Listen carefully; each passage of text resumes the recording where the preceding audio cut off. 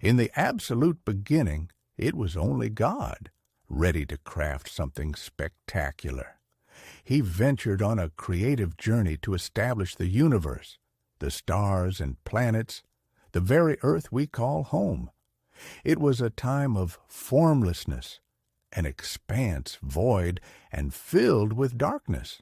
In this nothingness, the divine Spirit of God hovered like wings stretched wide over an unending deep watery abyss.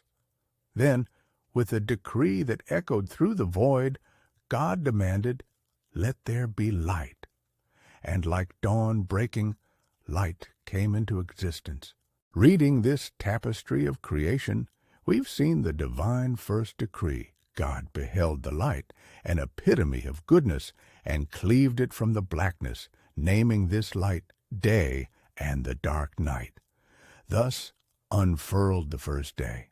On the second day, God spoke again. This time he commanded an expanse, a firmament, to arise amidst the waters, causing a division between them. Below the firmament were waters, above it more waters. He named this firmament heaven. The third day dawned, with God commanding the waters beneath heaven to gather, revealing dry land.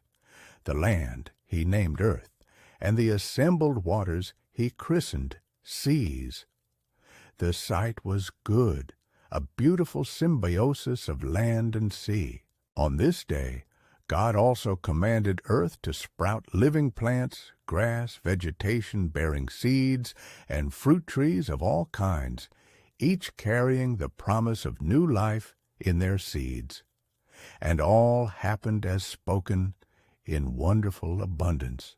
The fourth day ushered in an era of time as God ordained lights in the heavenly expanse. These celestial bodies were to mark both time and seasons, illuminating the earth and distinguishing day and night. With divine authority, so it was. God crafted two exceptional lights, the greater to rule by day, the lesser to govern by night. Alongside these, he painted the stars in the celestial canvas. They were to shine on earth, defining day and night, each valiantly fighting darkness.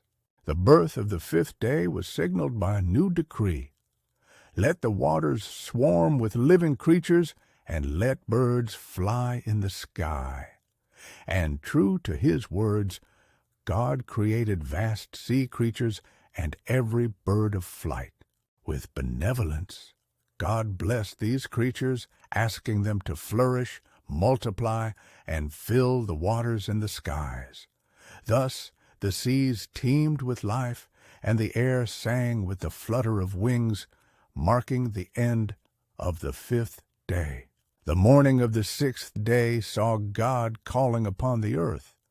He commanded the creation of diverse land creatures, each according to their kind, livestock, insects, and wild animals. And as he willed, the earth burst forth with life.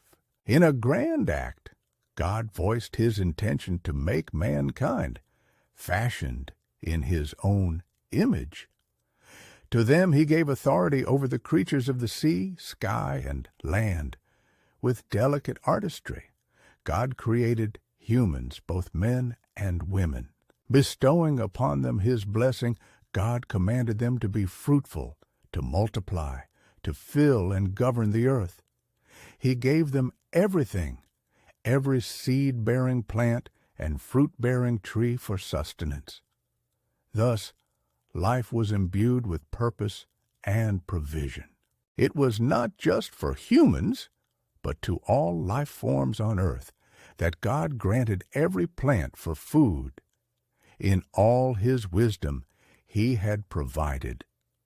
Turning his gaze upon his work, God found it very good. This marked the end of the sixth day. It is humbling and awe-inspiring to witness this portrayal of Genesis, to reflect on God's meticulous attention in each creation, his loving care in crafting an interconnected world.